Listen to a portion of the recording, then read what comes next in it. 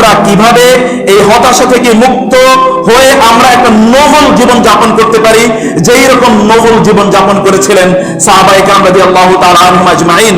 নবী রাসূলদের কথা বললে আপনারা বলবেন যে নবীরা তো আল্লাহ সুবহানাহু ওয়া তাআলার চোজেন বান্দা, তাদেরকে আল্লাহ সুবহানাহু বলেছেন ওয়ালি তুসনা আলা আইনি ওয়াসতাসনাতুকা লিনাফসি, আমি তোমাকে আমার জন্য তৈরি করেছি যাতে তুমি আমার সামনে বড় হয়ে ওঠো।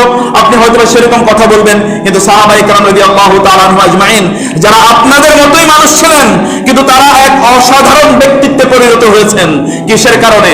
কারণ তাদের সামনে একটা সুনির্দিষ্ট লক্ষ্য ছিল, একটা গন্তব্য ছিল, যে গন্তব্যের দিকে তারা প্রতি মুহূর্তে পা পা করে তারা এগিয়ে গিয়েছেন, একবার তারা পিছনের দিকে তাকাননি। কারণ যদি আপনি দেখতে পান যে একদিকে নেকড়ে বাঘ, অন্যদিকে যদি আপনি হরিণের দিকে তাকান, হরিণকে দেখবেন যে হরিণ নেকড়ে বাঘের চেয়ে অনেক বেশি দ্রুত গতিতে সে দৌড়ায়, কিন্তু হরিণ কতক্ষণ পর পর সে পিছনের দিকে তাকায়, নেকড়ে বাঘ অথবা কুকুর তাকে কতটুকু ধাওয়া করতে পেরেছে। পিছনের দিকে যখন তাকায় তখন তার কি গতিটা স্লো হয়ে যায়, এবং এর মাধ্যমে নেকড়ে বাঘ অথবা কুকুরগুলো, শুকরগুলো এই হরিণকে আক্রমণ করে এবং তাকে হত্যা করে খেয়ে ফেলে। প্রিয় ভাইরা, সম্মানিত বন্ধুরা, এবং যারা আমাদের বাইরে যারা বন্ধুরা শুনছেন তাদের জন্য বলছি, আপনার যে গন্তব্য আছে, লক্ষ্য আছে, যেটা আপনি স্থির করেছেন অথবা এখনো স্থির করেননি, সেটা স্থির করে নিন এবং দৃঢ়পদে দীপ্ত পদক্ষেপে প্রতিটি মুহূর্তে ধীরে ধীরে আপনি সে জায়গায় এগিয়ে যান। সেদিকে আপনাকে এগিয়ে যেতেই হবে, কারণ আপনার জীবদ্দশায় অবশ্যই আল্লাহ সুবহানাহু ওয়া তাআলা আপনাকে এতটা ক্ষমতা প্রদান করেছেন যে you can also cause miraculous events, আপনি আপনার জীবনে বিশাল বড় ঘটনা ঘটাতে পারেন। সেই অবস্থা মহান আল্লাহ সুবহানাহু ওয়া তাআলা আপনাকে প্রদান করেছেন। আল্লাহ সুবহানাহু বলেছেন, মান আমিলা সালিহান মিন যাকারিন আও উনসা ওয়া হুয়া মুমিনুন وهو فلنحيينه حياة طيبة ولنجزينهم أحسن ما كانوا يعملون। আমি যেই সকল ব্যক্তিদেরকে উত্তম জীবন যাপন দিয়েছি এবং তারা উত্তম জীবন যাপন করে, সে পুরুষ হোক অথবা নারী হোক, ঈমান নিয়ে সেই উত্তম জীবন যাপন করে, সেই ব্যক্তিকে আমি আখিরাতে আর উত্তম জীবন প্রদান করব। আপনাকে আল্লাহ সুবহানাহু ওয়া তাআলা এই দুনিয়াতে জীবন দিয়েছেন, এই দুনিয়াতে আল্লাহ সুবহানাহু ওয়া তাআলার উপর ঈমান এনে আপনি ভালো একটা জীবন যাপন করলেন, অর্থাৎ একটা নোবেল লাইফ লিড করলেন, একটা সুনির্দিষ্ট লক্ষ্যকে সামনে রেখে আপনি এগিয়ে গেলেন। আখিরাতে আল্লাহ সুবহানাহু ওয়া তাআলা আপনাকে একটি উত্তম জীবন দান করবেন। যে উত্তম জীবনের ব্যাপারে আমরা বলেছি, সেটা হচ্ছে এমন একটি সাম্রাজ্য এবং নেয়ামতপূর্ণ এমন একটি জায়গা, যেটি দেখে আপনি নিজেই তখন আপনার এই দুনিয়ার আমলগুলোকে তুচ্ছ মনে করবেন। এবং রাসূলুল্লাহ সাল্লাল্লাহু আলাইহি ওয়াসাল্লাম বলেছেন, জান্নাতীরা তারা কোনো বিষয়ে আফসোস করবে না, কিন্তু একটা বিষয়ে তারা আফসোস করবে। সেই আফসোসটা হলো যখন তাদের আমলনামা দেখানো হবে, সেই আমলনামায় তারা কিছু ডট ডট দেখতে পাবে, এবং সেই ডটগুলোর ব্যাপারে তারা যখন জানতে চাইবে, বলা হবে যে এই ডটগুলো হচ্ছে সেই সময় যখন তোমরা আল্লাহ সুবহানাহু ওয়া তাআলাকে ভুলে গিয়ে তোমাদের জীবন যাপন করেছিলে। তখন জান্নাতীরা আল্লাহ সুবহানাহু ওয়া তাআলাকে বলবেন, ইয়া আল্লাহ, আমাদেরকে আবার পৃথিবীতে পাঠান, যেই ডটগুলোতে আমরা আপনাকে ভুলে গিয়েছিলাম, এবার আমরা সেই ডটগুলো পূর্ণ করে আসব এবং সেই ডটগুলোতে আমরা শুধু আপনাকেই স্মরণ করব। প্রিয় ভাইরা, অতএব আল্লাহ সুবহানাহু ওয়া তাআলা আমাদেরকে যে জীবন দিয়েছেন, এটাকে উত্তমভাবে যাপন করা, এই যাপিত জীবনটাকে উত্তম রূপে পরিচালনা করে আমাদের প্রত্যেকেরই দায়িত্ব। আমরা আল্লাহ সুবহানাহু ওয়া তাআলার আরেকটা আয়াতের দিকে যদি তাকাই, আল্লাহ সুবহানাহু বলেছেন যে যে সকল ব্যক্তিরা আমান ওয়ামান আরাদা আন যিকরি ফাইন্না লাহু মাঈশাতান দানকা ওয়া নাহশুরুহু ইয়াওমাল কিয়ামাতি আ'মা قال رب لما حشرتني أعمى وقد كنت بصيرا قال كذلك أتتك آياتنا فنسيتها وكذلك اليوم تنسى। আল্লাহ সুবহানাহু ওয়া তাআলা কিয়ামতের দিন যেই সকল ব্যক্তিরা আল্লাহর শরণ থেকে বিরত থেকে জীবন যাপন করবে, আল্লাহ তাদেরকে দুনিয়াতে একটা হতাশাপূর্ণ এবং সংকীর্ণ জীবন দান করবেন। অতএব ইয়াং ম্যানরা, আপনারা যারা হতাশার মধ্যে রয়েছেন, তাদের জন্য এই আয়াতে আল্লাহ সুবহানাহু ওয়া তাআলা মেডিকেশন প্রদান করেছেন, এখানে হিলিং প্রদান করেছেন আল্লাহ সুবহানাহু ওয়া তাআলা। তা হচ্ছে যে you can overcome your anxiety and depression while remembering Allah subhanahu wa ta'ala. Whenever you are at any juncture, আপনি যখনই কোনো বিপদের মুখে আসেন, you remember Allah subhanahu wa ta'ala and Allah subhanahu wa ta'ala will come down to solve your problem. আল্লাহ আপনার সমস্যা সমাধান করার জন্য আল্লাহ সুবহানাহু ওয়া তাআলা এগিয়ে আসবেন, আল্লাহ সুবহানাহু ওয়া তাআলা নেমে আসবেন। আল্লাহ সুবহানাহু বলেছেন, অন্যদিকে যে সকল ব্যক্তিরা আমাকে ভুলে গিয়ে তাদের জীবন যাপন করবে, এই দুনিয়ার জীবনটা আমি তাদের জন্য সংকীর্ণ করে দেব, আর আখিরাতে কিয়ামতের দিন আমি তাদেরকে অন্ধ করে উপস্থাপন করব, উত্থিত করব, আমি তাদেরকে পুনর্জীবিত করব। এই লোকেরা বলবে, আল্লাহ আমার তো দুনিয়াতে তো আমার চোখ ছিল, আমি কেন অন্ধ? তখন আল্লাহ সুবহানাহু বলবেন, এভাবেই তোমার কাছে আমার আলো গিয়েছিল, অর্থাৎ কোরআন গিয়েছিল, ইসলাম গিয়েছিল, ইসলামী শরিয়া গিয়েছিল, কিন্তু সেটাকে তুমি প্রত্যাখ্যান করেছো। এই কারণে আমি তোমার এই চোখের আলো এই আখিরাতে আমি তোমার নিয়ে গেলাম, অর্থাৎ চোখের আলো আমি তোমাকে নির্বাপিত করে দিলাম এবং এই আলো দিয়ে তুমি দেখতে পাবে না। প্রিয় ভাইরা, এই দুনিয়ায় যদি আলোকিত জীবন যাপন করতে চান এবং আখিরাতে যদি আলো নিয়ে সকল হার্ডল গুলো, সকল প্রবলেম গুলো, সকল বিপদের জায়গাগুলো ওভারকাম করতে চান, তাহলে অবশ্যই অবশ্যই আল্লাহ সুবহানাহু ওয়া তাআলার দেয়া আলোকে অবশ্যই জড়িয়ে ধরতে হবে এবং আলোকে কেন্দ্র করে জীবন যাপন করতে হবে। আমরা এখন সারা পৃথিবীর দিকে যদি তাকাই, তাহলে দেখবেন যে একটা মেসাকার অবস্থা সারা পৃথিবীতে তৈরি হয়েছে। আপনি যদি আমেরিকার দিকে তাকান, আমেরিকার কংগ্রেসম্যানরা, তাদের সেনেটররা এখন বলছে যে the Satan has left his sights on the American peninsula, যে শয়তান তার দৃষ্টি, কুদৃষ্টি ফেলেছে আমেরিকার প্রতি। কারণ আমেরিকাতে গত 20 বছরে মানুষের মূল্যবোধের এতটা অধঃপতন হয়েছে যে এখন মূল্যবোধ খুঁজে পাওয়া যায় না। আমেরিকার সমাজের যারা প্রতিবিম্ব তাদের সমাজে তৈরি করেছে, আমেরিকান সমাজকে, কালচারকে যারা অনুসরণ করেছে, তার মধ্যে দুটো দেশের কথা বলি। একটা হচ্ছে ওয়াশিংটন পোস্টের একটা স্ট্যাটিস্টিক আপনাদেরকে বলছি। ওয়াশিংটন পোস্টের স্ট্যাটিস্টিক্স হচ্ছে যে 50% children are born to unwed mothers in Iceland and Switzerland, Sweden, আইসল্যান্ডের মতো দেশে 50% সন্তান জন্ম হয় এমন নারীর গর্ভে যে নারীর এখনো বিয়ে হয়নি। এটা হচ্ছে, আমরা সুইডেন, আইসল্যান্ড, সুইজারল্যান্ডের কথা বলছি। আমেরিকার অবস্থা কি আপনি এবার চিন্তা করে দেখেন। প্রিয় ভাইরা, এটার একমাত্র কারণ হচ্ছে, তারা বলেছেন যে একমাত্র কারণ হচ্ছে এন্টারটেইনমেন্ট মিডিয়া অথবা আমরা যেটাকে নিউজ মিডিয়া বলছি, নিউজ মিডিয়া বা এন্টারটেইনমেন্ট মিডিয়া, অর্থাৎ আমরা বিনোদনের যে মাধ্যমগুলো অথবা সংবাদ প্রকাশের যে মাধ্যমগুলো, প্রচারের যে মাধ্যমগুলো মূলত এই পরিস্থিতি তৈরি করেছে। কারণ আপনি এন্টারটেইনমেন্টে কি দেখবেন? এন্টারটেইনমেন্টে আপনি দেখবেন যে এমন মানে কিছু সেলিব্রিটিকে সেখানে উপস্থাপন করা হয়েছে, যেই সকল সেলিব্রিটিগুলোর হেড শেভিং সেলিব্রিটিস, অর্থাৎ মাথায় কোনো চুল নাই, এরকম সেলিব্রিটি সেখানে উপস্থাপন করা হয়েছে। আপনারা সেগুলো দেখে থাকবেন। ওরা হচ্ছে সেলিব্রিটি এবং তাদের জীবনে স্ক্যান্ডাল এই পর্যায়ে পৌঁছেছে। আমি নিজে ব্যক্তিগতভাবে শুনেছি, একজন সেলিব্রিটি বলেছে he has in the mean time bedded 1000 ladies, এর মধ্যে সে 1000 জন নারীর সাথে রাত যাপন করেছে। একবার দেখলাম যে সাউথ আফ্রিকাতে একজন সেলিব্রিটি বলেছে সে এর মধ্যে 700 নারীর সাথে সে তার, যেটাকে আপনারা অবৈধ প্রণয় বলছেন, অবৈধ প্রেম সে চালিয়ে যাচ্ছে একই সাথে 700 নারীর সাথে। The man has in the meantime achieved weapons of mass destruction. বুঝেন তো আপনারা, এটা মানব বিধ্বংসী অস্ত্র তার নিজের মাঝে সে তৈরি করে নিয়েছে। এইরকম একটি সমাজ লোকেরা তৈরি করেছে এবং মানুষরা তাদেরকে সেলিব্রিটি হিসেবে গ্রহণ করছে, মানুষরা তাদেরকে ফলো করছে। এই সমাজ থেকে যদি আপনাকে মুক্তি পেতে হয়, তাহলে আপনাকে কোরআনের আলো দিকে বা ইসলামের আলো দিকে ফিরে আসতে হবে। এই কথাই হযরত মুআবিয়া রাদিয়াল্লাহু তাআলা বলেছেন। এখন আপনাদের এগুলো শুনে গা শোয়া হয়ে যাচ্ছে। কোন এক সময় মানুষ অবৈধ কোন সম্পর্ক তৈরি করার জন্য তারা দূর দূরান্তে চলে যেত।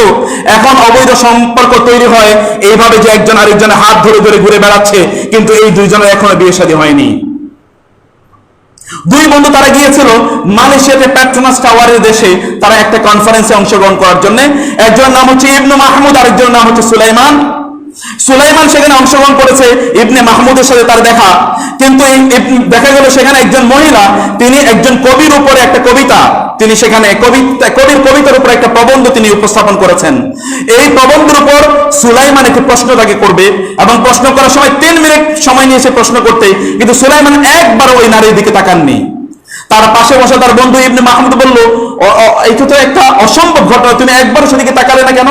তিনি বললেন, আমি তাকাইনি, কারণ যে চোখ দিয়ে আমি কিয়ামতের দিন আল্লাহ সুবহানাহু ওয়া তাআলাকে দেখব, সেই চোখ দিয়ে আমি কোনো একজন বেগানা নারীকে আমি দেখতে পারি না, আমার পক্ষে এটা সম্ভব নয়। বলে তুমি কোত্থেকে পেলে আইডিয়া?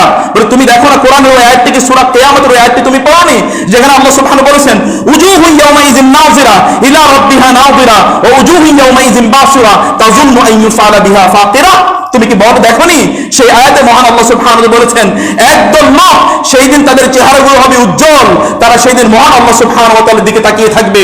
রাসূলুল্লাহ সাল্লাল্লাহু আলাইহি ওয়াসাল্লামকে প্রশ্ন করা হলো, ইয়া রাসূলুল্লাহ, আমরা কি সেই দিন আমাদের রবকে জান্নাতে দেখতে পাবো? রাসূলুল্লাহ সাল্লাল্লাহু আলাইহি ওয়াসাল্লাম বললেন যে তোমরা যেই আকাশে মেঘ থাকে না, সেই আকাশে সূর্য এবং চাঁদ দেখতে কি তোমাদের কোনো সমস্যা হয়? বলো না, সমস্যা হয়নি। তখন তিনি বললেন, তোমরাও মহান আল্লাহ সুবহানাহু ওয়া তাআলাকে জান্নাতে কিয়ামতে এইভাবে দেখতে পাবে। প্রিয় ভাইরা, যেই চোখে আপনি আল্লাহ সুবহানাহু ওয়া তাআলাকে দেখবেন, সেই চোখ দিয়ে আপনি অশ্লীলতা দেখবেন, আবার ওই চোখও আপনাকে আল্লাহ সুবহানাহু ওয়া তাআলাকে দেখার মতো উপযুক্ত করে নেবে, এটা কখনো হতে পারে না। এটা দুটো মেরুর কাজ, দুটো মেরুর অবস্থান। তিনি বললেন যে তুমি এই শিক্ষা কোত্থেকে পেলে? বলো, ছোটবেলায় আমার বাবা আমাকে এই শিক্ষা দিয়েছেন। এরপর থেকে ইবনে মাহমুদ যখন ক্যাম্পাসে যায়, তখন ইবনে মাহমুদের কানে সেই কথাগুলো ভাসে। আমি জানি না এখানে ইয়াংম্যান যারা আছে তাদের কানে আমার এই কথা ভাসবে কিনা। যখন অবৈধ কারো প্রতি অবৈধভাবে হাত বাড়িয়ে দেবেন, কারো হাত অন্যায়ভাবে ধরবেন, কারো দিকে লোভ দৃষ্টিতে আপনি তাকাবেন, কারো দিকে আপনি কামনা বাসনার দিকে মাধ্যমে তাকাবেন, তখন যদি আপনার মাঝে চেতনা তৈরি হয়, তাহলে আপনি আল্লাহ সুবহানাহু ওয়া তাআলার ওলিতে পরিণত হয়ে যাবেন। প্রিয় ভাইরা, সম্মানিত বন্ধুরা, আমি বলছিলাম যে আমরা এগুলো দেখতে দেখতে শুনতে শুনতে গা শোয়া হয়ে গেছে আমাদের। হযরত মুআবিয়া রাদিয়াল্লাহু তাআলা বলেছেন, মারুফু জামানিনা মুনকারু জামানিন কদ মাদা। আমরা যেগুলোকে এখন ভালো কাজ মনে করছি, আমাদের পূর্বের লোকেরা এগুলোকেও ভালো কাজ মনে করতেন না। যেমনি ভাবে এখন আমরা যেগুলোকে খারাপ কাজ মনে করছি, এমন একটি সময় আসবে লোকেরা আর ওগুলোকে খারাপ মনে করবে না, তারা ওগুলোকেই ভালো মনে করবে। এখন আপনারা দেখবেন যে 10 বছর আগে বাংলাদেশে গার্লফ্রেন্ড এবং বয়ফ্রেন্ড শব্দগুলো উচ্চারিত হওয়া এটা নিষিদ্ধ ছিল। এখন প্রত্যেকটা ঘরে ঘরে, প্রত্যেকটা স্টুডেন্ট, ইউনিভার্সিটি হোক, কলেজ হোক, ইভেন মাদ্রাসারও তারা তাদের বয়ফ্রেন্ড এবং গার্লফ্রেন্ড ইত্যাদি শব্দগুলো তারা সগর্বে তারা পর্যন্ত বলে যায়। এগুলো এখন তাদের কাছে কোনো বিষয় না, কারণ এগুলো গা শোয়া হয়ে গিয়েছে। অথচ এগুলো নিষিদ্ধ শব্দ। এই নিষিদ্ধ শব্দগুলো, এগুলো জাহান্নামী ওয়ার্ড। এই জাহান্নামী ওয়ার্ডগুলো মুসলিম সমাজে কখনোই আসার কথা ছিল না। প্রিয় ভাইরা, আমরা বলেছিলাম যে আমরা এমন একটি সমাজে বসবাস করছি, যেই সমাজে অপরাধগুলোকে আমরা খুবই তুচ্ছ করে দেখছি, কারণ আমাদের কাছে আসলে কোনো গন্তব্য নাই, কোনো লক্ষ্য নাই। আমরা কেন যে আমাদের জীবন যাপন করছি এটা আমরা নিজেরাও জানি না। এই জন্য রাসূলুল্লাহ সাল্লাল্লাহু আলাইহি ওয়াসাল্লাম বলেছেন, আনাস রাদিয়াল্লাহু তাআলা বলছেন যে তোমরা ইন্নাকুম তা'মালুনা আমালান, তোমরা এখন এমন কিছু কাজ করছো, হিয়া আদাক্কু ফি আয়ুনিকুম, এগুলোকে খুবই তুচ্ছ মনে করছো, কিন্তু আমরা ইন্না কুন্না নাউদ্দুহা ফি আহদি রাসূলিল্লাহি সাল্লাল্লাহু আলাইহি ওয়াসাল্লাম মিনাল মুবিকাতি ওয়া মিনাল মুহলিকাতি ওয়া মিনাল কাবায়ের। অনেকগুলো রিওয়ায়াতে এভাবে বর্ণনা এসেছে। সাহাবায়ে কেরামরা বলছেন, রাসূলের যুগে আমরা এগুলোকে কবিরা গুনাহ, ধ্বংসাত্মক এবং বিশাল ভয়ঙ্কর অপরাধ হিসেবে আমরা এগুলোকে মনে করতাম। এগুলোকে এখন তোমরা কোনো অপরাধী মনে করছো না। সাহাবীদের শেষের যুগে আনাস রাদিয়াল্লাহু তাআলা আনহু, যিনি লংগেস্ট লিভিং সাহাবী, সবচেয়ে বেশি যিনি সময় বেঁচেছিলেন, সেই সাহাবী সর্বশেষ যিনি মারা গিয়েছেন, তিনি তার জীবদ্দশায় কথা বলেছেন। তাহলে আমাদের এই 1500 বছর পরে অবস্থা এখন কোথায় গিয়ে দাঁড়িয়েছে? প্রিয় ভাইরা, সেজন্য বলছিলাম যে আপনার লক্ষ্য স্থির করুন। একটা সাউথ আফ্রিকাতে একটা জায়গা আছে, এটার নাম হলো সান সিটি। বুঝতে পেরেছেন তো? ওইটা আসলে আপনি যদি ওয়েবসাইটে যান অথবা আপনার গুগলকে যদি প্রশ্ন করেন, দেখাবে সান সিটি। এটা হচ্ছে ওয়াস্টলি popular for revue shows, casinos and other entertainments. অর্থাৎ সেখানে যদি আপনি যান তাহলে দেখবেন যে উলঙ্গ মেয়েরা সেখানে ঘোরাফেরা করছে। এটার নাম সান সিটি নয়, এটার নাম হচ্ছে সিন সিটি। এটা নাম আসলে অপরাধের জায়গা, যেখানে শুধুমাত্র লোকেরা যায় উলঙ্গ হয়ে থাকার জন্য। এটা সভ্যতা, এবং এই পৃথিবীর সভ্যতা নির্ধারক অনেকগুলো প্রতিষ্ঠান তাদেরকে এন্টারটেইনমেন্টের ক্ষেত্রে 1 নম্বর এন্টারটেইনমেন্ট এর জায়গা হিসেবে স্বীকৃতি দিয়েছে। বিকৃতি এবং আমাদের অরুচি কুরুচি কোন পর্যায়ে গিয়ে পৌঁছতে পারে যে এইরকম একটা জায়গাকে বেস্ট প্লেস হিসেবে তারা সার্টিফিকেট দিয়েছে এবং তারা অ্যাওয়ার্ড দিয়েছে। প্রিয় ভাইরা, আমি বলছিলাম যে আমরা ফলশ্রুতিতে আমাদের ইয়াংম্যানদের জন্য আমি বলছি যে ইয়াংম্যানরা তারা ক্ষণিকের সুখ বিভিন্ন জায়গায় তারা খুঁজছে, তারা হতাশা থেকে বের হওয়ার জন্য তারা বিভিন্ন ধরনের পথ খুঁজছে এবং এই পথগুলো তারা খুঁজে নিচ্ছে এমন একটা জিনিসের মাঝে যে জিনিসটি ইসলাম নিষিদ্ধ করেছে। ক্ষণিকের জন্য তারা হয়তো বা কিছুটা রিলিফ বা তারা তৃপ্তি, পরিতৃপ্তি, শান্তি প্রশান্তি পাচ্ছে, কিন্তু দীর্ঘস্থায়ী অশান্তিতে, হতাশায়, অপরাধে, গুনায়, ব্যভিচারে এবং বিকৃত জীবনে তারা অভ্যস্ত হয়ে পড়ছে। এজন্য আমাদেরকে অবশ্যই বুঝতে হবে যে আমরা হতাশা অবশ্যই একজন ব্যক্তিকে বিরক্তিতে অথবা একটা খারাপ জীবনে পরিচালিত করতেই পারে, হতাশা অথবা ভয় ভীতি।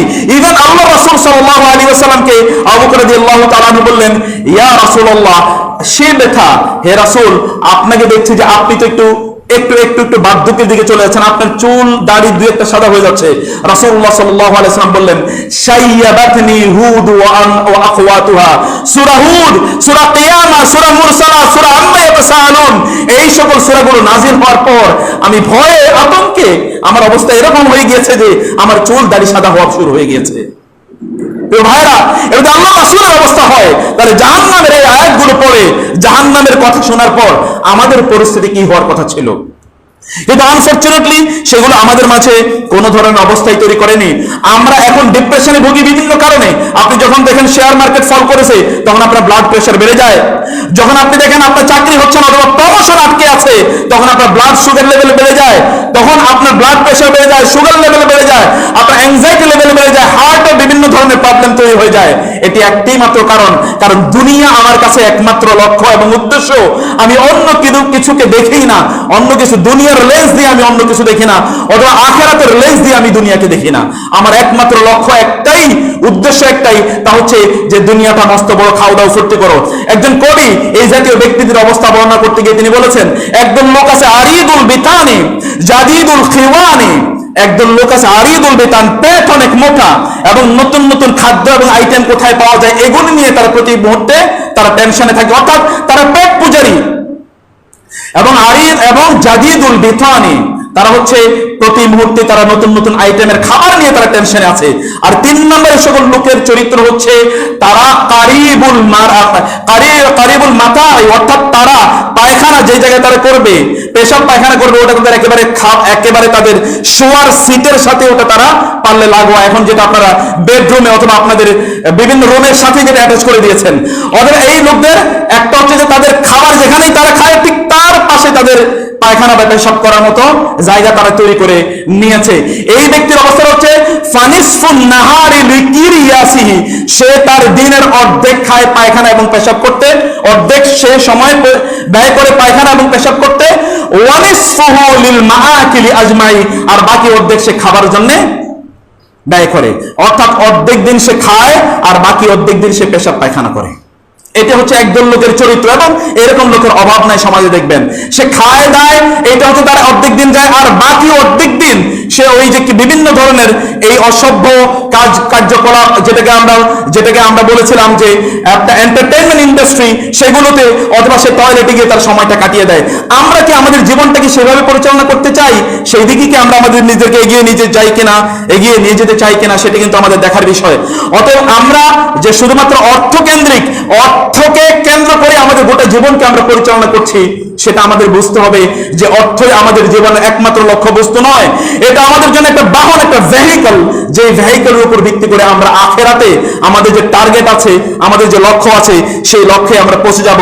রাসূলুল্লাহ সাল্লাল্লাহু আলাইহি ওয়াসাল্লাম বলেছেন, হযরত আবু যর আল গিফারি রাদিয়াল্লাহু তাআলা আনহু, আবু যর, তুমি বলো তো ধনী কাকে বলে এবং গরীব কাকে বলে, তুমি বলো তো, এই দুটো ব্যাখ্যা দাও। তিনি বললেন, যার অর্থ আছে তিনি ধনী, যার অর্থ নাই তিনি গরীব। রাসূলুল্লাহ সাল্লাল্লাহু আলাইহি ওয়াসাল্লাম বলেন, আসলে ধনী এবং গরীবের সংজ্ঞা এটা নয়। আল গিনা ফিল কলব ওয়াল ফাকরু আইযান ফিল কলব, অর্থাৎ ধন এবং দারিদ্র, ধনাঢ্য এবং দারিদ্র, এই দুটোই অবস্থা হচ্ছে অন্তরের অবস্থা। কোন একজন ব্যক্তির জন্য, এই জন্য হাসান বসরি রাহিমাহুল্লাহ তিনি এই হাদিসের উপর ব্যাখ্যা করে তিনি বলেছেন, কোন একজন ব্যক্তির যদি হাতে সম্পদ থাকে কিন্তু অন্তরে মহান আল্লাহ সুবহানাহু ওয়া তাআলার ভয় থাকে, আল্লাহর ভালোবাসা থাকে, তাহলে এই ব্যক্তির সম্পদ মানুষের জন্য কল্যাণে ব্যয় হবে। এই ব্যক্তির সম্পদ কোন অবস্থায় ক্ষতিকারক নয়। কিন্তু কোন একজন ব্যক্তির যদি অন্তরেই শুধুমাত্র অর্থের বিষয় থাকে, তাইলে এই ব্যক্তি ভয়ঙ্কর ডেঞ্জারাস অবস্থায় এই সমাজে উপনীত হবে। কারণ তার তো অন্তরে শুধুমাত্র সম্পদের লোভ এবং লালসা, এর জন্য সে বিভিন্ন জায়গা থেকে সম্পদ কিভাবে আহরণ করবে, সংগ্রহ করবে, কাটটা খাবে, কাটটা মারবে, এইটাই তার একমাত্র টেনশন থাকে। অতএব সম্পদকে আপনার হাতে রাখুন। যারা যুবকরা আছেন, সম্পদ যদি অর্জন করতে চান, এটা হাতে রাখুন। এটা আপনার অন্তরের মতো তো পবিত্র জায়গায় এটা যাওয়ার মতো যোগ্যতা রাখে না। এটা অন্তর থেকে দূরে রাখুন, তাহলে আপনি পৃথিবীর শ্রেষ্ঠ মানুষের মধ্যে পরিগণিত হবেন। রাসূলুল্লাহ সাল্লাল্লাহু আলাইহি ওয়াসাল্লাম আমাদেরকে সেই কথাই বলেছেন, ইন্নামাল গিনা গিনান নাফস। আসলে ধনাঢ্য হচ্ছে অন্তরের ধনাঢ্যতা, অর্থাৎ অন্তরের দিক থেকে যে ব্যক্তি ধনী সেই ব্যক্তি প্রকৃত ধনী। ইমাম আবু হানিফা রাহিমাহুল্লাহর কাছে এক ব্যক্তি এসে বললেন, আপনি আমার জন্য একটু দোয়া করুন, কারণ আমার যাতে সম্পদ আর একটু বাড়ে। তিনি বললেন, আচ্ছা ঠিক আছে, তোমার জন্য আমি দোয়া করব, ভালো করে। বলে, আমি আপনাকে কিছু একটা দিতে চাই দোয়ার বিনিময়ে। বলে, কি দেবে? বলে, আমি আপনাকে 1 লক্ষ দিনার দিতে চাই, দোয়ার বিনিময়ে 1 লক্ষ দিনার দিতে চাই। তিনি বললেন, ভাই তুমি না এইমাত্র টাকা চাইলে যে তোমার যাতে আরো সম্পদ বাড়ে, তুমি আমাকে কেন দিতে চাও? তিনি বলেন যে আমি চাই আরো সম্পদ আমার বাড়ুক। ইমাম আবু হানিফা বললেন, আমার তো 1 লক্ষ সম্পদের 1 লক্ষ দিনারের কোনো প্রয়োজন নাই, তুমি তো গরিব মানুষ, তোমারই দরকার, তুমি ওটা নিয়ে যাও, আমি তোমার জন্য দোয়াও করতে পারবো না, আর তোমার এই সম্পদেরও আমার প্রয়োজন নাই, কারণ তুমি তো গরিব, তোমার তো আরো লাগে, আমার তো লাগে না, আমার তো যতটুকু আছে ততটুকু আমার জন্য যথেষ্ট। অতএব প্রিয় ভাইরা, আপনাকে যদি আপনার সম্পদ আরো নবী বানায় যে আরো আপনার লাগবে, আরো প্রয়োজন, তাইলে বুঝতে হবে আসলে আপনি গরিব, আসলে ধন এবং ধনাঢ্যতা কোনোটাই আপনাকে স্পর্শ করতে পারেনি। কোন একজন মহিলা, তিনি গেলেন দোকানে, শাড়ি দোকানে গিয়ে শাড়ির দোকানদারকে বললেন, আমাকে কম দামে একটা শাড়ি দেন। বলে, কেন? বলে, আমার কাজের মেয়ের জন্য আমি এটা নেবো। তো এই কাজের মেয়ে কিছুক্ষণ পরে ওই দোকানদারকে গিয়ে বললেন, আমাকে একটা বেশি দামা শাড়ি দেন। বলে, তুমি তো গরিব মানুষ, বেশি দামা শাড়ি দিয়ে কি করবে? বলে, আমার যেই বাসায় আমি কাজ করি ওই বাসার ম্যাডামকে আমি এটা গিফট করব। কে ধনী? ধন আসলে অন্তরের ইস্যু, ধন আসলে অন্তরের ইস্যু। আপনি কিভাবে করছেন? আপনি যখন কোন একজন ঈশ্বরকে বলেন, এই কই যাবি, আপনি কিন্তু তার চেয়ে বয়সে কম, সে আপনাকে বলবে যে চাচা কোথায় যাবেন আপনি বলেন। অতএব কে আসলে ধনী, কে গরিব, কে এটা আচরণের উপর নির্ভর করে, এটা আসলে তার ব্যবহারের উপর নির্ভর করে, এটা তার চিন্তা চেতনার উপর নির্ভর করে, এটা তার অ্যাটিটিউডের উপর নির্ভর করে, এটা তার অ্যাপ্রোচের উপর নির্ভর করে। এটা সম্পদ, ধনাঢ্যতা কখনো ব্যক্তির সম্পদের উপর মেজারমেন্ট করা হয় না, মেজারমেন্ট করা যায় না। কোন একজন ব্যক্তি তিনি তার সম্পদের জন্য প্রচন্ড অহংকারী হতে পারেন, অন্য ব্যক্তির সম্পদ নাই, তিনি আল্লাহ সুবহানাহু ওয়া তাআলার জন্য অনেক অনেক বিনয়ী হতে পারেন, এবং এই ব্যক্তি মহান আল্লাহ সুবহানাহু ওয়া তাআলার কাছে ওই ধনাঢ্য ব্যক্তির চেয়ে কোটি কোটি গুণ প্রিয় এবং কোটি কোটি গুণ আল্লাহ সুবহানাহু ওয়া তাআলার প্রিয় ভাজন হতে পারেন। সেই জন্য আমাদেরকে যেটা চিন্তায় রাখতে হবে তা হলো যে আমরা গন্তব্য ঠিক করেছি, কোন জায়গায় যাওয়ার জন্য আমরা আমাদের গন্তব্য নির্ধারণ করেছি, আমরা কোন জায়গায় যাওয়ার জন্য আমাদের কার্যকলাপগুলো পরিচালনা করছি। প্রিয় ভাইরা, মনে রাখবেন যে ফেরাউন পর্যন্ত তার সিংহাসনে বসে সেও প্রকম্পিত হচ্ছিল যে তার এই সিংহাসন ছোট্ট একটি বালক অথবা একজন মানুষের মাধ্যমে ধ্বংস হয়ে যেতে পারে, কারণ স্বপ্নে সে দেখেছে অথবা অন্য কেউ দেখেছে যে এমন একটি ছেলের জন্ম হবে যার মাধ্যমে ফেরাউনের সিংহাসন সব ধ্বংস হয়ে যাবে।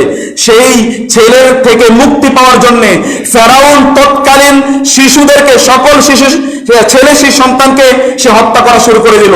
ফেরাউন তার তখতে বসেও নিশ্চিত থাকতে পারেনি যে এই তখত তার থেকে যাবে, এই তখত তাকে আজীবন টিকিয়ে রাখবে।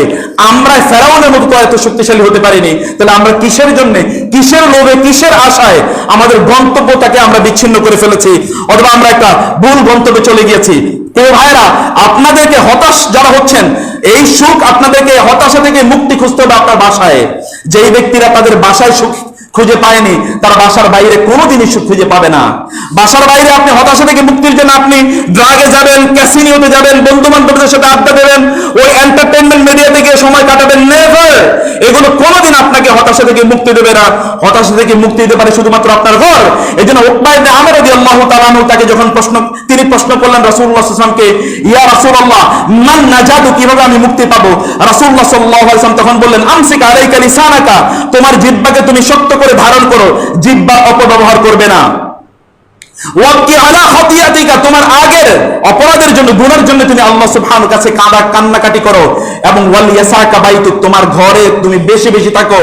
ঘর বাড়ি থেকে তুমি কম বের হবে, যতই বেশি বের হবে ততই তুমি ফিতনা ফাসাদের সম্মুখীন হওয়ার সম্ভাবনা রয়েছে। অতএব আমাদেরকে দেখতে হবে যে আমরা আসলে কতটা আমাদের নিজেদেরকে জাতীয় ফিতনা ফাসাদের জিনিস থেকে আমরা নিজেদেরকে রক্ষা করতে পারি। আজকে আপনি দেখবেন যে আমাদের কনসার্নগুলো, হতাশা কিন্তু তুচ্ছ তুচ্ছ বিষয় হয়ে থাকে। কোনো ব্যক্তির হতাশা এই জন্যে কারণ তিনি একটা স্মার্টফোন কিনতে পারেন, এটার জন্য, এটাই তার হতাশার কারণ। কারো কারো হতাশার কারণ সে আসলে একটা আইফোন কিনতে পারেনি, কেউ কেউ হতাশ এবং আত্মহত্যা করেছে, কারণ আইফোন X10X সে কিনতে পারেনি, এটা তার আত্মহত্যার কারণ। এবং এরকম পত্র পত্রিকা আপনারা বহু জিনিস দেখেছেন, কোন কোন নারী তিনি প্রচন্ড হতাশ, কারণ তিনি মুটিয়ে গিয়েছেন, অর্থাৎ তিনি মোটা হয়ে গিয়েছেন, এবং স্লিম হওয়ার জন্য বা স্মার্ট হওয়ার জন্য তিনি হাজার হাজার লক্ষ লক্ষ টাকা খরচ করছেন, তারপরে তিনি কি, তিনি স্মার্ট অথবা তিনি তিনি তখন আপনাকে যেটা পাতলা হতে পারছেন না, থিন হতে পারছেন না, এই জন্য তিনি হতাশার মধ্যে ডুবে আছেন।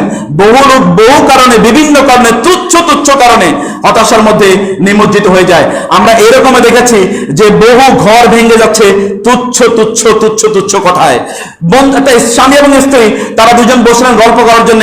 স্ত্রীকে বললেন তোমার স্বপ্ন কি, বলো। বলে আমার স্বপ্ন হচ্ছে একটা 3600 স্কোয়ার ফিটের ফ্ল্যাট হবে, একটা প্রাডো গাড়ি আমাদের থাকবে, আমাদের সন্তানরাও স্কুলে পড়বে, তারা বড় হবে, ইত্যাদি ইত্যাদি।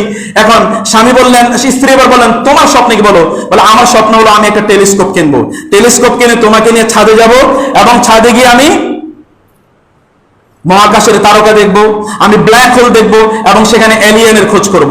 তখন স্ত্রী বলল, ও বুঝতে পেরেছি, তুমি পাশের বাড়ির মহিলার চেহারা দেখার জন্য টেলিস্কোপ ব্যবহার করতে চাও, তোমার সাথে আজকে আমার তালাক, আমি আর তোমার সাথে থাকতে চাই না। তুচ্ছ তুচ্ছ জিনিসও একজন ব্যক্তিকে ফ্রাস্ট্রেশনের দিকে নিয়ে যেতে পারে, কারণ তার যদি অ্যাটেনশন যদি তার ঠিক না থাকে, তার চিন্তা চেতনা যদি ঠিক না থাকে, সে আসলে কি করতে চাচ্ছে, কোথায় যেতে যাচ্ছে। সেই জন্য প্রিয় ভাইরা, আপনাদেরকে বলছি যে আপনারাও আপনাদের অবস্থাটা ঠিক করে নিন। আপনি হয়তো না বিপদগ্রস্ত, কিন্তু এই বিপদগ্রস্ততা দিয়ে মহান আল্লাহ সুবহানাহু ওয়া তাআলা আপনাকে তার কাছে নিয়ে যেতে চান, এটা হয়তো আপনি জানেন না। বহু লোকের আমি দেখেছি বিপদে পড়ার পর তারা মহান আল্লাহ সুবহানাহু ওয়া তাআলাকে চিনেছে। অতএব এই বিপদটি তার জন্য আল্লাহর পক্ষ থেকে একটা ব্লেসিং। এই বিপদটি আল্লাহ সুবহানাহু ওয়া তাআলার পক্ষ থেকে কোনো পানিশমেন্ট নয়, আল্লাহর পক্ষ থেকে একটা ব্লেসিং। যখনই আপনি বিপদে পড়েছেন, তখন আপনি আল্লাহ সুবহানাহু ওয়া তাআলাকে চিনেছেন। আমি গতকাল এরকম একজন নারীর ব্যাপারে শুনেছি, তার বাবা মারা যাওয়ার কারণে তিনি এখন অনেক বড় আল্লাহওয়ালা হয়ে গিয়েছেন। আমি এমন অনেক লোকের দেখেছি, তার সন্তান মারা যাওয়ার পর তিনি আল্লাহ সুবহানাহু ওয়া তাআলার পথে ফিরে এসেছেন।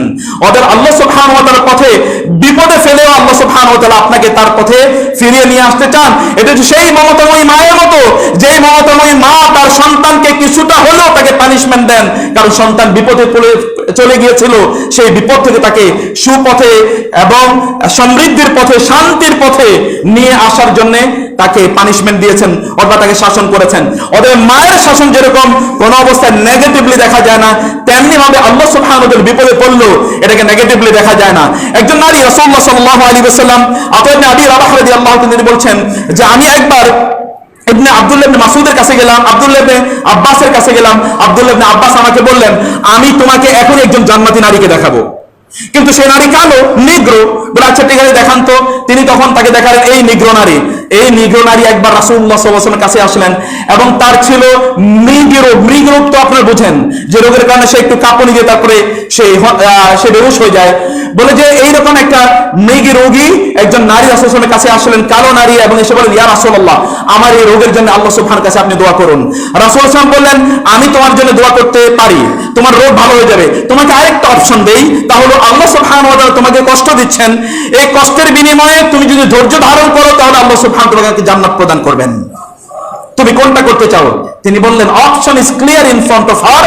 তার কাছে তার গন্তব্য তো নির্দিষ্ট, তিনি জানেন যে তিনি কোথায় যাবেন, তিনি জানেন দীপ্ত পদক্ষেপে, দৃঢ় পদক্ষেপে, প্রত্যেকটা পদক্ষেপে পদক্ষেপে তিনি সেদিকে এগিয়ে যাবেন, এটা তার গন্তব্য। তিনি বললেন ইয়া রাসূলুল্লাহ, আপনি আল্লাহ সুবহানাহু ওয়া তাআলার কাছে আমার জন্য দোয়া করুন, যাতে আল্লাহ সুবহানাহু ওয়া তাআলা আমাকে ধৈর্য ধারণ করার তৌফিক দান করেন। আমার এই রূপ মুক্তির প্রয়োজন নাই, আমি চাই জান্নাত, আমি জান্নাতে যেতে চাই। তবে ইয়া রাসূলুল্লাহ, আমি যদি বেহুশ হয়ে যাই, যদি এমন কোন সম্ভাবনা থাকে যে আমি উলঙ্গ হয়ে যাব বা আমার সতর খুলে যাবে, এরকম কোন সম্ভাবনা থাকে, আল্লাহর কাছে দোয়া করুন শুধু, যাতে আমি যদি কখনো মৃগী রোগে আক্রান্ত হয়ে যদি বেহুশ হয়ে যাই, আমার যাতে সতর না খুলে যায়। আল্লাহর কাছে সেই দোয়া করুন। রাসূল সাল্লাল্লাহু আলাইহি ওয়াসাল্লাম আল্লাহর কাছে তার জন্য সেই দোয়া করলেন। একজন নারী বেহুশ হয়ে গেলে তার যদি সতর খুলেও যায়, তারপর তার কোনো গুনাহ নাই। আর আমাদের নারীরা ইচ্ছা করে তারা তাদের সতরগুলো খুলে রাখে। জান্নাতে যাওয়ার জন্য একজনের আকুতি কি, আরেকজন জাহান্নামের দিকে যাওয়ার জন্য কিভাবে পঙ্গপালের মতো সে আগুনের মধ্যে ঝাঁপিয়ে পড়ছে। প্রিয় ভাইয়েরা, আপনাদেরকে বলছি, বন্ধুরা আপনাদেরকে বলছি, যারা ইয়াং ম্যান তাদেরকে বলছি, আপনাদেরকে এই সমাজের নেতৃত্ব গ্রহণ করতে হবে। আপনাদেরকে হযরত ওমর রাদিয়াল্লাহু তাআলা আনহু তিনি একবার আলোচনায় তিনি সকলকে লক্ষ্য করে বললেন এরকম ভরা মজলিসে যে তোমরা বলো তো তোমরা কি চাও, তোমাদেরকে যদি দায়িত্ব দেওয়া হয় তাহলে তোমরা কি করবে? একজন বলল যে আতামান্না আন ইয়াকুনা হাযা মামলুআতাম যাহাবান, আমি চাইবো যে এই ঘর ভর্তি সোনা হয়ে যাক, এগুলো আমি আল্লাহর রাস্তায় সব দান করব। আরেকজন বলে তুমি কি চাও? আমি চাই এই ঘর ভর্তি মুক্ত এবং হীরায় পরিপূর্ণ হয়ে যাক, আমি আল্লাহর রাস্তায় সেগুলো দান করবো। এক একজন এক একটা বলছেন। আমিরুল মুমিন বসা, আমিরুল মুমিন কিছুই বলছেন না। আমিরুল মুমিনকে বলা হলো আপনি হলে কি চাইতেন? তিনি বলতেন আমি হলে চাইতাম এই ঘরটি সাদ ইবনে আবি ওয়াক্কাস, আবু উবাইদা ইবনে জাররাহের মতো ব্যক্তিত্ব এই ঘরটা পরিপূর্ণ হয়ে যাক, যাদেরকে আমি যেই কোনো দায়িত্বই প্রদান করি না কেন, যদি মিশর বিজয়, যদি আমি তাদেরকে যদি পারস্য এবং রোম বিজয়ের দায়িত্ব দেই, তাহলে তারা সেই পারস্য এবং রোম আমার জন্য বিজয় করে নিয়ে আসবে। আমি চাই এরকম লোকের মাধ্যমে এটা পরিপূর্ণ হয়ে যাক। আমর ইবনে আস রাদিয়াল্লাহু তাআলা যখন পারস্য বিজয় করেন, আমর ইবনে আস রাদিয়াল্লাহু তাআলা সেই সময় ওমরের কাছে চিঠি পাঠালেন যে আপনি আমাকে 4000 সৈন্য, আপনি আমাকে 4000 সৈন্য পাঠান, আমার 4000 সৈন্যের প্রয়োজন আছে। ওমর রাদিয়াল্লাহু চিঠি পাঠালেন যে ইন্নী আমদাতুকা বি আরবাতি আলাফ, আমি তোমাকে 4000 সৈন্য পাঠালাম। আলা কুল্লি ওয়াহিদিন আলফুন ইয়াকুমু আহাদুমা মাকান আল আলফি, আমি তোমার জন্য আসলে পাঠালাম 4 জন, এদের প্রত্যেকে 1000 সৈন্যের সমান যোগ্যতা রাখে। এদের এক একজন হচ্ছে উবাদা ইবনে সামিত রাদিয়াল্লাহু তাআলা আনহু, মাসলামা বিন খালিদ রাদিয়াল্লাহু তাআলা আনহু, এইরকম ব্যক্তিদের মতো 4 জনকে পাঠালেন যে এদের প্রত্যেকে হচ্ছে 1000 মতো সৈন্যের সামর্থ্য রাখে। সাদ ইবনে আবি ওয়াক্কাস রাদিয়াল্লাহু তাআলা পারস্য বিজয়ের সময় তিনি জিজ্ঞেস করলেন যে আমার ওই বন্ধু, সেই বন্ধু কোথায়? আমার সেই বন্ধু কোথায়? তাকে আমি খুঁজে পাচ্ছি না, তাকে তোমরা একটু খুঁজে বের করে দাও। বললো যে ওই সৈন্যের তো কথা বলছেন আপনি, ওই সোলজারের কথা বলছেন, আমরা তাকে দেখেছি আকাশের দিকে কিভাবে কেন যেন এরকম সে বৃত্ত তৈরি করছে। তখন সাদ ইবনে আবি ওয়াক্কাস বলছেন আল্লাহর কসম করে বলছি, ওই যে হাত দিয়ে সে যে বৃত্ত করেছে, ওই হাত দিয়ে বৃত্ত করা 1 লক্ষ শক্তিশালী যুবক সৈন্যের চেয়ে আমার কাছে অনেক বেশি প্রিয় সেই ব্যক্তির এই হাতের ঘূর্ণনটা। কারণ ওই হাতের ঘূর্ণনের মাধ্যমে সে গোটা যুদ্ধের ময়দানটাকে সে প্রকম্পিত করে দিয়েছে। এইরকম যোগ্য ব্যক্তিত্বে আপনাদের পরিণত হতে হবে। হযরত ওমর রাদিয়াল্লাহু তাআলা আনহু হযরত আবু বকর রাদিয়াল্লাহু তাআলার কাছে আসলেন যখন রাসূল সাল্লাল্লাহু আলাইহি ওয়াসাল্লাম ইন্তেকাল করলেন। আপনারা জানেন রাসূল সাল্লাল্লাহু আলাইহি ওয়াসাল্লাম ইন্তেকাল করলেন, এর মধ্যে আবু বকর রাদিয়াল্লাহু তাআলা 3টা বিশাল বড় প্রবলেমের মুখোমুখি তিনি।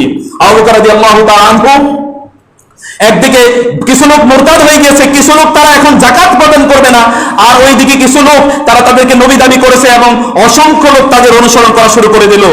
হযরত আবু বকর রাদিয়াল্লাহু তাআলা তাদের বিরুদ্ধে যুদ্ধ ঘোষণা করলেন।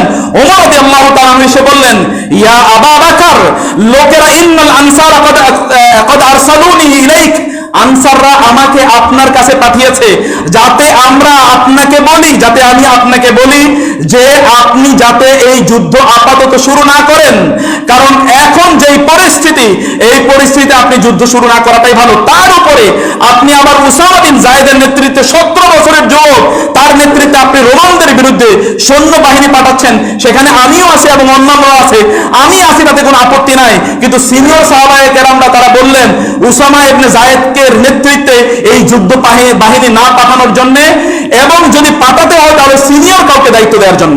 কারণ রাসূল সাল্লাল্লাহু আলাইহি ওয়াসাল্লাম তার ইন্তেকালের আগে তিনি বলে গিয়েছিলেন আমি যদি সময় পাই তাহলে উসামা ইবনে যায়েদের নেতৃত্বে একটা বাহিনী পাঠাবো, যে বাহিনী রোমানদের অত্যাচারের বিরুদ্ধে রুখে দাঁড়াবে এবং মুসলমানদেরকে রক্ষা করবে। হযরত আবু বকর রাদিয়াল্লাহু তাআলা আনহু ওমর রাদিয়াল্লাহু তাআলা আনহুকে লক্ষ্য করে বললেন, ওমর তোমাকে মনে রাখতে হবে লাউ আন্নাল কিলাবা ওয়াসসিবা, যদি কুকুরগুলো এবং বন্য প্রাণীগুলো এই মদিনার অলিতে গলিতে বিচরণ করে এবং আমি আবু বকরের শরীর তার কামড়ে কামড়ে খাচ্ছে, তারপরেও আমি রাসূলুল্লাহ সাল্লাল্লাহু আলাইহি ওয়াসাল্লাম উসামার নেতৃত্বে যে বাহিনীকে পাঠানোর কথা বলেছে সেই বাহিনীকে আমি অবশ্যই বাধা দেব না, সেই বাহিনীকে আমি পাঠাবো। কারণ এটা মহান আল্লাহ সুবহানাহু ওয়া তাআলা, আল্লাহ রাসূলের সিদ্ধান্ত, আল্লাহ রাসূলের সিদ্ধান্তকে আমি এক মুহূর্তের জন্য উইথড্র করব না। ওমর বললেন তাহলে আপনি এক কাজ করেন, আপনি কি ওসামাকে বাদ দিয়ে অন্য কাউকে দায়িত্ব দেন। আবু বকর রাদিয়াল্লাহু তাআলা হেলান দিয়েছিলেন, আবু বকর দাঁড়িয়ে গেলেন, ওমর দাঁড়িয়ে করে বললেন ওমর আখাওয়াত আজাব্বারুন ফিল জাহিলিয়াতি খাওয়ারুন ফিল ইসলাম, জাহিলিয়াতের যুগে যে সিংহ পুরুষের মতো কাজ করত, ইসলামের যুগে সে এরকম কাপুরুষ হয়ে গেল কখন থেকে? ওমর তোমাকে মনে রাখতে হবে আমি তোমার কাছ থেকে সহযোগিতা আশা করেছিলাম, কিন্তু তুমি আমাকে সহযোগিতা করতে আসোনি। তোমাকে মনে রাখতে হবে যে ওমর, যদি আল্লাহ রাসূল সাল্লাল্লাহু আলাইহি ওয়াসাল্লাম ইন্তেকাল করেছেন বটে, ইন্নাল ওয়াহইয়া ক্বাদ ইনকাতা ওয়া তাম্মাদ দীনু, ওয়াহী শেষ হয়ে গেছে, ওহী আর আসবে না, দ্বীনও পরিপূর্ণ হয়ে গিয়েছে, দিন আর ছোট হবে না। ওয়া আইয়ুনকাসুদ্দিন ওয়া আনা হাইয়ুন, আমি জীবিত থাকতে ইসলাম ছোট হবে, মুসলমানরা ছোট হবে। আমি জীবিত থাকতে ইসলামকে মানুষ দুর্বল মনে করবে, মুসলমানদেরকে দুর্বল মনে করবে। এটা হতেই পারে না, এটা হতেই পারে না ওমর, তোমাকে এটা মনে রাখতে হবে। প্রিয় ভাইরা, সম্মানিত উপস্থিতি, কোটি কোটি মুসলিম যুবক, এই যুবকদের উপস্থিতিতে ইসলাম কিভাবে এত হীন হয়, মুসলমানরা কিভাবে চারদিকে মার খায়, এটা কিভাবে সম্ভব? এই কোটি কোটি যুবকদের সামনে, এই কোটি কোটি যুবক থাকতেও ওমর রাদিয়াল্লাহু তাআলার যুগে সাদ ইবনে আবি ওয়াক্কাস রাদিয়াল্লাহু তাআলা আনহু কাদিসিয়ার যুদ্ধে তিনি সেখানে অংশগ্রহণ করেছেন। যুদ্ধ সেখানে সংগঠিত হবে, কিন্তু সেখানে আবু মেহজান আস-সাকাফি নামক একজন বিশাল সাহাবী, যিনি বিশাল যোদ্ধা ছিলেন, সেই বিশাল যোদ্ধা সাহাবী সেখানে নাই। কিন্তু যুদ্ধ শুরু হয়ে যাবে। তিনি যুদ্ধ শুরু হওয়ার আগে সাদ ইবনে আবি ওয়াক্কাস বললেন, আল্লাহ, যদি আবু মেহজান আস-সাকাফির মতো ব্যক্তি আজকে থাকতো তাহলে আমি অনেকটা আমি প্রশান্তি পেতাম। আবু মেহজান আস-সাকাফি রাদিয়াল্লাহু তাআলা আনহু তিনি এর মধ্যে মদ খেয়েছেন। এটা শোনার কারণে হযরত সাদ ইবনে আবি ওয়াক্কাস রাদিয়াল্লাহু তাআলা তাকে বন্দী করে রেখেছেন, কারণ মদ খেলে তাকে 80টা বেত্রাঘাত করতে হবে, আপনারা জানেন। অতএব এই অভিযোগ তার বিরুদ্ধে, সেই জন্য তাকে বন্দী করে রাখা হলো। তিনি সেখানে বন্দী। এই বন্দী সাহাবী বলছেন, আল্লাহ, তুমি এত বড় যুদ্ধ হচ্ছে, এই যুদ্ধে আমি অংশগ্রহণ করব না, আমি এই যুদ্ধে যাব না। এত বড় অর্জন, এত বড়, আমি সেই যুদ্ধে আমি যদি সেখানে মারা যাই, আমি শহীদ, আমি যদি সেখানে অংশগ্রহণ করতে, বিশাল বড় মর্যাদার অধিকারী, বিশাল সওয়াবের অধিকারী, আমি এখানে অংশগ্রহণ করব না। আল্লাহ, তুমি আমার জন্য ব্যবস্থা করে দাও। এর মধ্যেই সাদ ইবনে আবি ওয়াক্কাস রাদিয়াল্লাহু তাআলার স্ত্রী সেখানে আসলেন। এসে দেখলেন যে সেখানে আবু মেহজান মনটা খারাপ। আবু মেহজান, কেন মন খারাপ? যুদ্ধের মধ্যে অংশগ্রহণ করতে পারোনি? হ্যাঁ, তাই। আমি যদি তোমাকে ছেড়ে দেই, তুমি যদি আমাকে ওয়াদা দাও যে তুমি ফিরে আসবে, তাইলে আমি তোমাকে ছেড়ে দিতে পারি। আপনি আমাকে ছেড়ে দেন, আমি আপনাকে নিশ্চিত করে বলছি আমি ফিরে আসবো। আবু মেহজান যুদ্ধের ময়দানে চলে গেলেন। যুদ্ধের ময়দানে বীর বিক্রমে তিনি যুদ্ধ করছেন, কিন্তু যাওয়ার সময় যেহেতু তিনি সেখানে বন্দী অবস্থায় আছেন, তাকে যাতে কেউ না চিনতে পারে, এই জন্য তিনি তার মুখটাকে একটা আলাদা কাপড় দিয়ে ঢেকে গেলেন। যুদ্ধের ময়দানে বীর বিক্রমে যুদ্ধ করছেন। সাদ ইবনে আবি ওয়াক্কাস বলছেন, কে? আবু মাহজানের মতো যুদ্ধ করছে, আমার আবু মাহজানের মতো যুদ্ধ করছে কে? কিন্তু মুখ তো ঢাকা, চেনা যাচ্ছে না। যুদ্ধ শেষ, যুদ্ধে মুসলমানরা বিজয়ী হলো। সকালবেলা তিনি ঘরে ফিরে আসলেন, দেখলেন আবু মাহজান যেখানে সেখানে বন্দী অবস্থায় আছে। তার স্ত্রীকে গিয়ে বললেন, তোমাকে একটা ঘটনা বলি। বলো কি? বলে, ঘটনা হলো গতকাল যে যুদ্ধ করেছে, আবু মেহজানের মতো একজন যুদ্ধ করেছে, কিন্তু আবু মেহজান তো বন্দী, এরকম যুদ্ধ তো আমি একজনও দেখি না। তার স্ত্রী বলেন, তাহলে আপনাকে আমি বলি কি, আমি আবু মাহজানকে ছেড়ে দিয়েছিলাম। আবু মেহজান যুদ্ধ করে এসেছে, কারণ সে তার আকুতি ব্যক্ত করেছিল যুদ্ধের ময়দানে সে অংশগ্রহণ করবে না, মুসলমানদের যুদ্ধে সে অংশ নেবে না। এটা তো হতেই পারে না। আবু মেহজানকে আমি ছেড়ে দিয়েছিলাম, আবু মেহজান আবার ফিরে আসলো, আমি তাকে বন্দী করে রাখলাম। এবার সাদ ইবনে আবি ওয়াক্কাস আবু মাহজানের কাছে গিয়ে বললেন, ইয়া আবা মাহজান, ওয়াল্লাহি লা আহবিসুকা ফীহি আবাদা, আল্লাহর কসম করে বলছি, তুমি এখন থেকে মদ খাও, আমি তোমাকে আর কোনোদিন বন্দী করব না। সাদ ইবনে আবি ওয়াক্কাস রাদিয়াল্লাহু আনহু বললেন, ওয়াল্লাহি, এবার আবু মেহজান সাদকে বললেন, ওয়াল্লাহি লা আরজিউ ফীহি আবাদা, আল্লাহর কসম করে বলছি, আপনাকে আমি এই শপথ করে বলছি যে আমি আর জীবনে কোনোদিন মদ স্পর্শ করব না।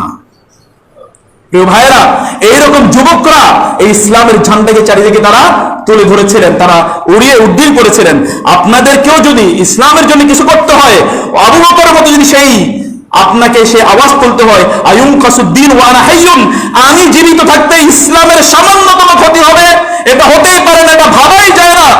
সেই কথা শুনে ওমর রাদিয়াল্লাহু তাআলা বললেন, ওয়াল্লাহি মা রাআইতু ইল্লা আন শারাহাল্লাহু সাদরা আবি বকর লিল কিতাল, আল্লাহর কসম করে বলছি, আমি দেখেছি আল্লাহ সুবহানাহু ওয়া তাআলা আবু বকরের অন্তরটাকে কিতালের জন্য তিনি প্রশস্ত করে দিয়েছেন।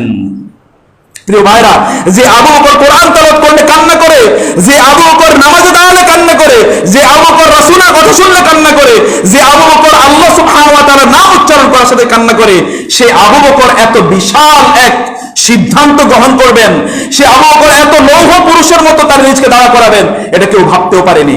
আপনারা যারা এখানে আছেন, যারা তাদের অ্যাটিটিউডে লৌহ পুরুষের মতো ভাব দেখান, আপনাদেরকেও এই দায়িত্ব নিতে হবে। এই মুসলিম উম্মাহকে রক্ষা করার জন্য আপনাকে দায়িত্ব নিতে হবে। আপনার গন্তব্য ঠিক করতে হবে যে আপনার গন্তব্য কি। এই গন্তব্য হচ্ছে জান্নাত। একজন শক্তিশালী মানুষ, তার গন্তব্য অনেক অনেক বেশি। আল্লাহ সুবহানাহু বলেছেন, ইন্নাল্লাহা আশতারা মিনাল মুমিনিনা আনফুসাহুম ওয়া আমওয়ালাহুম বিআন্না লাহুমুল জান্নাহ, আল্লাহ ঈমানদারদের কাছ থেকে কিনে নিয়েছেন তাদের জীবন এবং সম্পদ, বিনিময় দিবেন জান্নাত। কত বড় ক্রেতা! ক্রেতা যত বড় হয় দামও কি তত বড় হয়। সাধারণ একজন ক্রেতা, আপনি প্রাইম মিনিস্টার বা প্রেসিডেন্ট গিয়ে কি 2 টাকার মাছ আর 3 টাকার চিংড়ি মাছ কিনবে নাকি? তিনি যখন কিনতে যাবেন সেখানে কোটি টাকা তিনি ব্যয় করবেন। মহান আল্লাহ সুবহানাহু ওয়া তাআলা যিনি সকল সম্পদের মালিক, তিনি যখন আপনার কাছ থেকে কিনে নিয়েছেন, তাহলে কত বড় দাম তিনি আপনাকে দেবেন। ক্রেতা যত বড়, তার বিনিময় তিনি তত বড় দেবেন। সেই ক্রেতার সাথে আপনি বাণিজ্য করুন, তাইলে আপনার দুনিয়া এবং আখিরাত আপনার জন্য কল্যাণকর হবে এবং দুনিয়া এবং আখিরাতে আপনি সফল হবেন। আর যদি আপনি যাচ্ছে তাই ব্যক্তির সাথে যদি আপনি কেনা বেচা করেন, তাইলে তার মতো আপনি দাম পাবেন। আল্লাহ সুবহানাহু ওয়া তাআলা আমাদেরকে এমন একটি জীবন যাপন করার তৌফিক দান করুন, যেই জীবনটা হবে সামগ্রিকভাবে একটা লক্ষ্যে, অভিষ্ট লক্ষ্যে পরিচালিত, এবং আমরা সকল অবস্থায় ধীরে ধীরে সেই অভিষ্ট লক্ষ্যে যাতে আমরা পৌঁছতে পারি। আল্লাহ সুবহানাহু ওয়া তাআলা আমাদেরকে সেই তৌফিক দান করুন। ইয়ামেনদেরকে বলছি যে আপনারা আপনাদের জীবনের জন্য একটা লক্ষ্য স্থির করুন। মানুষকে আল্লাহ সুবহানাহু দুটো জিনিসের সমন্বয় তৈরি করেছেন, একটা হচ্ছে কলব আর একটা হচ্ছে শরীর। এই যে শরীর, এই শরীরটা মাটি দিয়ে তৈরি, আর তার যে রূহ যেটা বলছি, এই রূহটা হচ্ছে লৌহে মাহফুজ থেকে। এই রূহটা এসেছে কোত্থেকে? মালাকুত থেকে, আরশ থেকে, রাসূল আল্লাহ সুবহানাহু কাছ থেকে এই রূহটা এসেছে। এই রূহটা মানুষকে উপরের দিকে নিয়ে যায়, কিন্তু তার শরীরটা তাকে নিচের দিকে নিয়ে যায়। এই শরীরের প্রতি যত গুরুত্ব দেবেন, আপনি ততটা নিচে যাবেন। আর যদি আরশের দিকে, আপনি যদি আপনার আত্মার দিকে, রূহের দিকে গুরুত্ব দেন, তাহলে রূহটা আপনাকে উপরের দিকে শুধুমাত্র নিয়ে যাবে। অন্যথায় এই শরীর আপনাকে মাটির মধ্যে আবদ্ধ করে রাখবে। এই মাটির খিঞ্জির থেকে আপনার আর বের হওয়ার কোনো উপায় থাকবে না। ইন্নাল কুলুবা জাওয়ারা, মানুষের অন্তরগুলো ঘুরতে থাকে। কিছু কিছু কলব আছে, এগুলো সব সময় খাবার দাবার এবং আনন্দ ফুর্তি নিয়ে ঘুরে। আরেক দল কুলুবুহুম তাহুরু হাওলাল আরশি, আরেক দল অন্তর আছে, কলব আছে, যেগুলো শুধুমাত্র আল্লাহ সুবহানাহু ওয়া তাআলা আরশের চারপাশে ঘুরতে থাকে। প্রিয় ভাইরা, আপনার অন্তরটাকে সেই রকম করুন যেই অন্তরটা শুধুমাত্র আরশের চারপাশে ঘুরে। আপনার দৃষ্টি যাতে অনেক অবারিত হয়, আপনি যাতে বিশাল বড় একজন চিন্তাশীল মানুষে পরিণত হন। শুধুমাত্র এই শরীর সর্বস্ব জীবন যাতে আমাদের না হয়। আল্লাহ সুবহানাহু ওয়া তাআলা আমাদেরকে সেই তৌফিক দান করুন। আকুলু কওলি হাযা ওয়া আস্তাগফিরুল্লাহ লি ওয়া লাকুম ওয়া লিসাইরিল মুসলিমিন ফাস্তাগফিরুহু ইন্নাহু হুয়াল গফুরুর রহিম।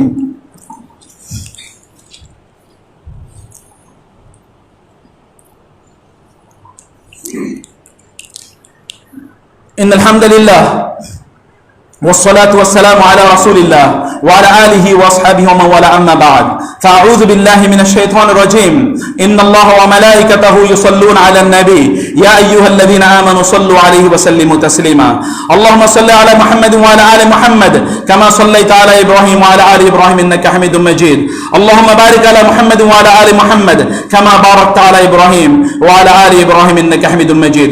প্রিয় ভাইরা, যে বিষয়টা আমি বলছিলাম, সেই বিষয়টিতে লাস্ট যে কথাটি আপনাদেরকে বলতে চাই তা হচ্ছে, মহান আল্লাহ সুবহানাহু ওয়া তাআলা আমাদের প্রত্যেককে হতাশা মুক্ত জীবন যাপন করার তৌফিক দান করুন।